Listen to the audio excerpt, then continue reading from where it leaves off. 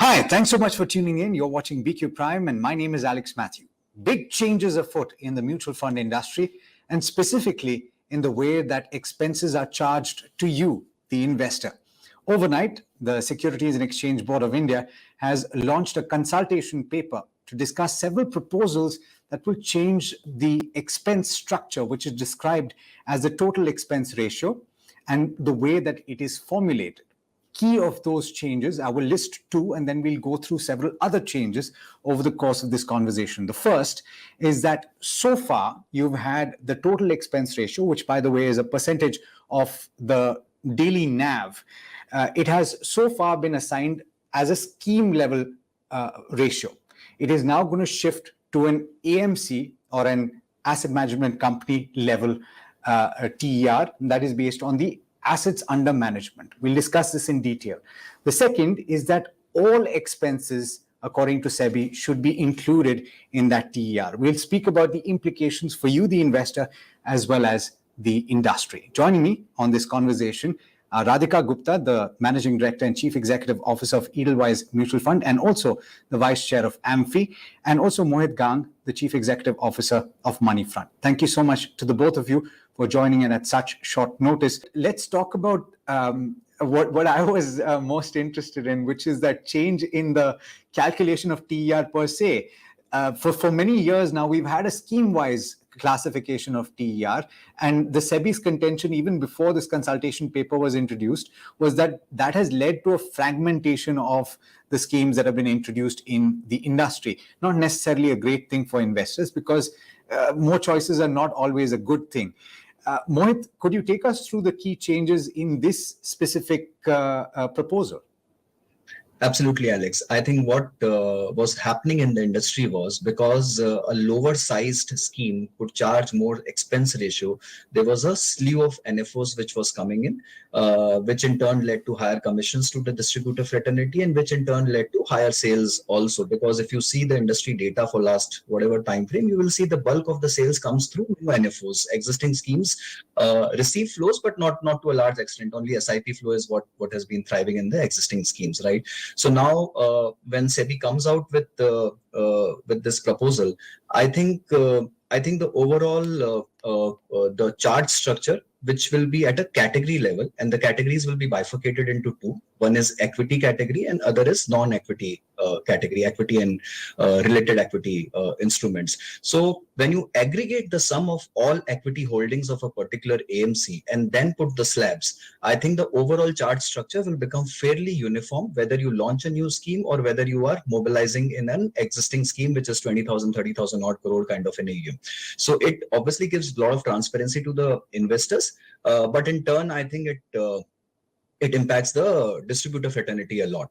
So that's what I think is going to happen now. Yeah, I'm not sure if we're able to display the changes or the proposed structure on the screen, but in case you can't see it, for the first 2,500 crores, it's set at 2.55% for equity schemes, and then it keeps reducing as the AUM, as Mohit explained, of equity holdings of for an AMC go up. And if you have up to 1 lakh and you hit that 1 lakh threshold, just as an example, the effective rate that can be charged, and Radhika, correct me if I'm wrong here, is 1.87%. So every equity scheme within the AMC will have a maximum chargeable TER of 1.87%.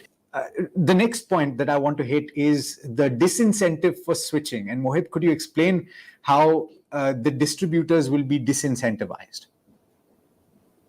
Look, Alex, I think, again, it's a fairly known thing in the industry that bulk of the NFO flows, and SEBI has also put out data this time to support every argument which they're making in the consultation paper. So from April 21 till September 22, around 87,000 odd crores was mobilized in NFOs, out of which 27% of the mobilization was switches made from existing schemes of the same AMC, right? And why those switches were made, if you go to the depth of it, because the NFO was offering higher commission and switches were made from existing schemes which were at lower rate of trail commissions, right? So SEBI has actually come out with data and arguments very, very strongly in this paper. And they say that now, if you are to switch, You're free to do the switches, but the commission applicable will be the lower of the two schemes. So if you switch from scheme A to scheme B, whichever scheme is offering you lower commission on an annualized trail basis will be the one which is applicable. They are also rationalizing the way you pay trail commissions on NFOs. They're saying it has to be an increasing way up, which means if you're paying trail commissions for first 3 years in your brokerage structure, it has to be increasing for 3 years or at least equal for 3 years. It can't be that the first year commission is extremely high, which again was a very, very prevalent market practice. That the first year commission was high and the consecutive years were lower.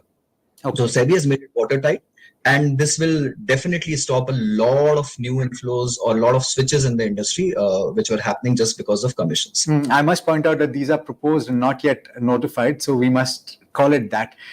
There could be changes. Let's see what happens. Mohit, there is an incentive that is proposed for getting women investors onto the fold. And Radhika, we were speaking about this very recently, so I'm very keen on hearing your points. But Mohit, what is the incentive that we're talking about?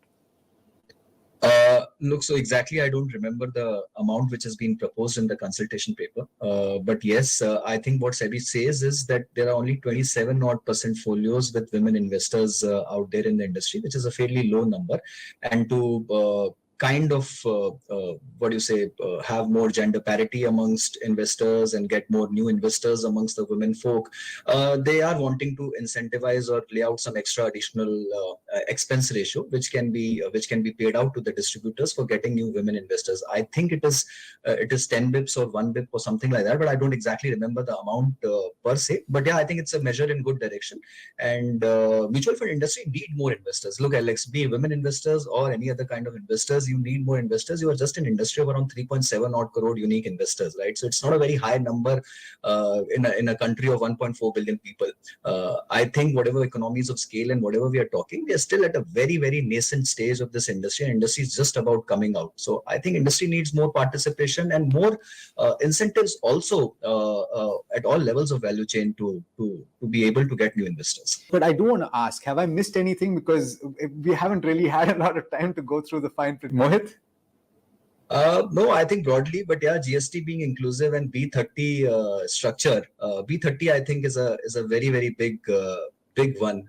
In fact, I think the way B30 structure was being used or misused or whatever you want to call it, people were breaking applications below 2 lakh sizes to make good of that 30 bips of additional incentive, right? And Sebi has now capped it completely that only a new PAN at an industry level will be incentivized if it comes from a B30 town, and that to a cap of I think around 2,000 rupees per PAN. So I think it's a measure again in good direction. Inclusiveness has to be in the true spirit and not just in letter because of a higher structure or something. So I think again all measures in good direction for the retail investor, for the industry, and for the fraternity of distributors. A lot on the board to think. Yes, absolutely. On that note, thanks so much for tuning in, everybody. Do stay tuned. Lots more coming up over the course